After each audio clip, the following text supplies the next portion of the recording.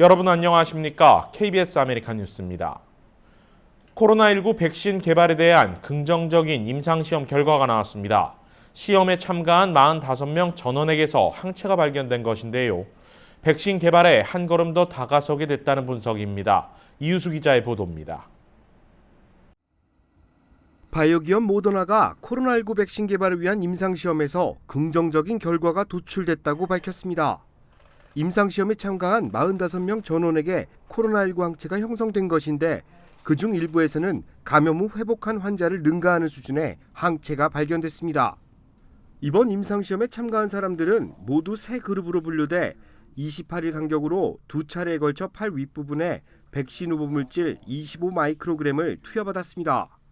모더나는 일상 임상시험 결과는 아직 잠정적인 초기 단계로 볼 수 있지만 소량의 투여만으로도 면역 반응을 일으키는 것이 확인됐다고 발표했습니다. 그러면서도 이번에 진행된 임상시험은 첫 단계에 불과할 뿐 아직 사람들이 백신을 접종할 경우 코로나19에 감염되지 않는다는 것은 확인되지 않았다고 밝혔습니다. 아직까지 최종 개발에 성공한 것이 아니기 때문에 백신 개발에 대한 무분별한 확대와 재해석을 자제해 줄 것을 당부한 겁니다. 식품의약국 FDA의 이상 임상시험을 승인받은 모더나는 조만간 600여 명을 대상으로 다음 단계의 시험을 진행합니다. 개발사인 모더나는 이상 임상시험을 거쳐 3단계 시험까지 성공하면 올 가을쯤 백신을 상용화시킬 것으로 보고 있습니다. 코로나19 백신이 일반적인 백신 개발 때보다 서둘러 이루어지는 것을 보면 FDA 역시 단기간에 승인을 내릴 것으로 전망됩니다. 한편 긍정적인 임상시험 결과가 나온 바이오 기업 모더나의 주가는 39%나 올랐습니다. 하지만 일각에서는 코로나19 백신이 개발되더라도 물량 제한으로 내년까지는 접종이 어려울 수 있다는 우려를 내놓고 있습니다. KBS 뉴스 이우수입니다. 중소기업 급여 지원 프로그램인 PPP의 탕감 조건이 크게 완화될 예정입니다. 이르면 이번 주 안에 구체적인 발표가 나올 것으로 보입니다. 현재까지 나온 완화 내용을 살펴보면 전체 융자금에서 종업원 급여 지급에만 사용해야 하는 비율은 75%에서 50%까지 내려갑니다. 또 8조 안에 사용해야 하는 기간도 2배 이상 늘어날 것으로 전망됩니다.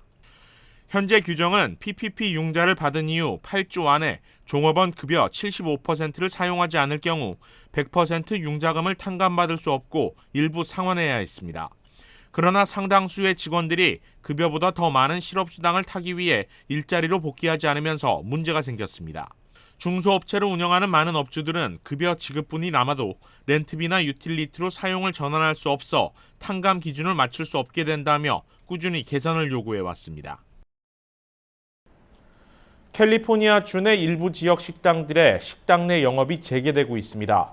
그러나 식당 안에서 식사는 가능해도 그 모습은 이전과는 매우 다를 것으로 보입니다. 자세한 가이드라인이 나왔는데요. 이채은 기자가 정리했습니다. 캘리포니아주 20여 개 카운티들이 매장 내 손님 받기 준비에 한창입니다. 이 식당들은 포장 판매뿐만 아니라 매장 내 손님을 받는 것까지 허용됐습니다. 하지만 매장을 다시 열기 위해서는 지역별로 정해진 가이드라인을 따라야 합니다. 북가주에 위치한 플레이서 카운티의 경우 지난주 금요일 엄격한 조건 아래 식당 영업을 재개했습니다.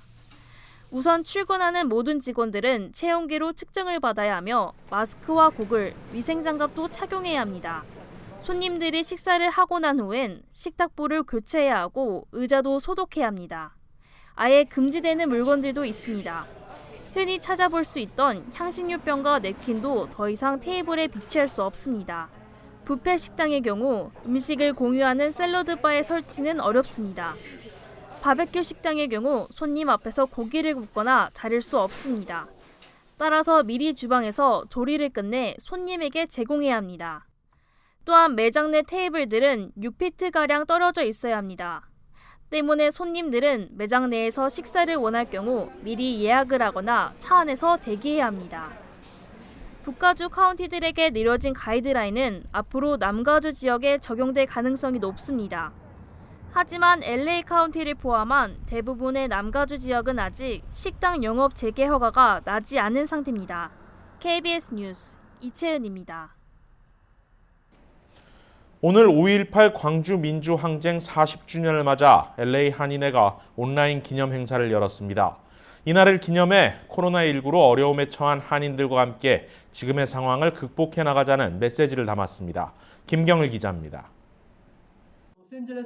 LA 한인회 5.18 민주화운동 40주년 기념행사는 코로나19로 많은 사람들이 한자리에 모이지 못하기 때문에 온라인으로 개최됐습니다. 한인회 유튜브 채널로 생중계된 기념행사는 광주 시민들을 추모하고 현재 코로나19로 어려움에 처한 한인들을 위로했습니다.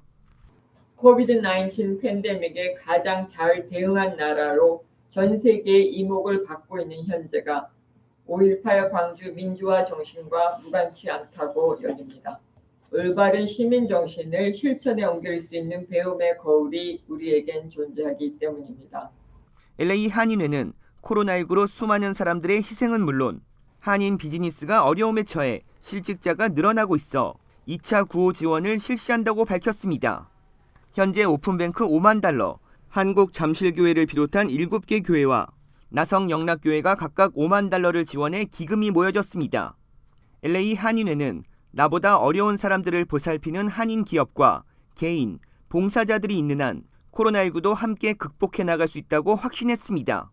봉사자들의 헌신이 계속 이어질 것이기에 반드시 잘 극복해 나갈 것으로 확신하며 이번 사태 극복을 위해 노력해 주신 이분들의 노고를 꼭 기억해 주시기를 부탁드리고 싶습니다. LA 한인회 2차 구호 지원은 1차와 달리 서류 미비자 405명에게 지급된 500달러 현금 지급이 아닌 가정에 필요한 물품으로 지원될 전망입니다. KBS 뉴스 김경일입니다.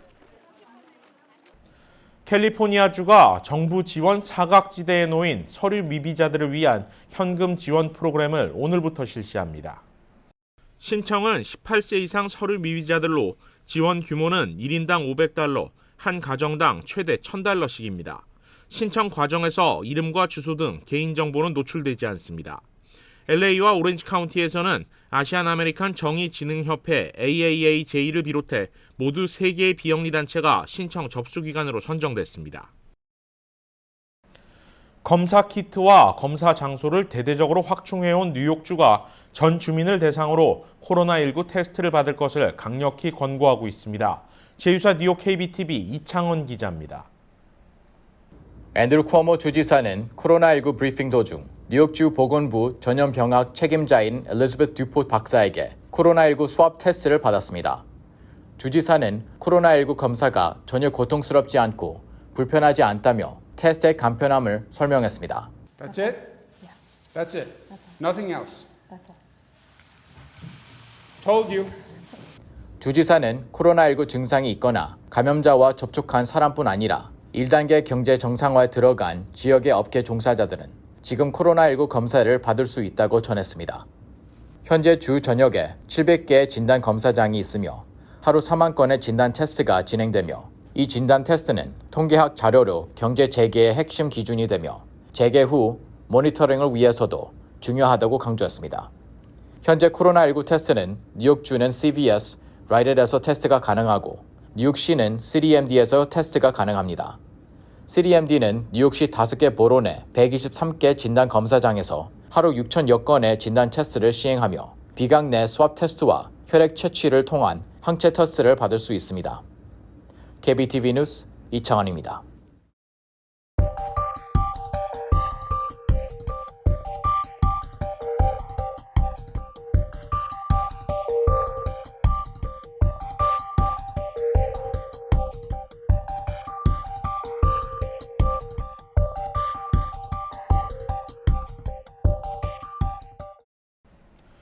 케빈 뉴섬 캘리포니아 주지사가 오늘 경제 재개 가이드라인을 부분적으로 완화하면서 여기에 해당되는 지역은 상점과 식당 등의 내부 영업이 가능하다고 밝혔습니다. 이제 58개 카운티 중 53개 카운티가 이 조건에 해당되는 걸로 알려졌습니다. 대면 접촉이 필요한 미용실과 교회 그리고 프로스포츠도 재개될 것이라고 밝혔습니다. 시기는 6월, 이제 2주 정도 남았습니다. 뉴스 마칩니다. 고맙습니다.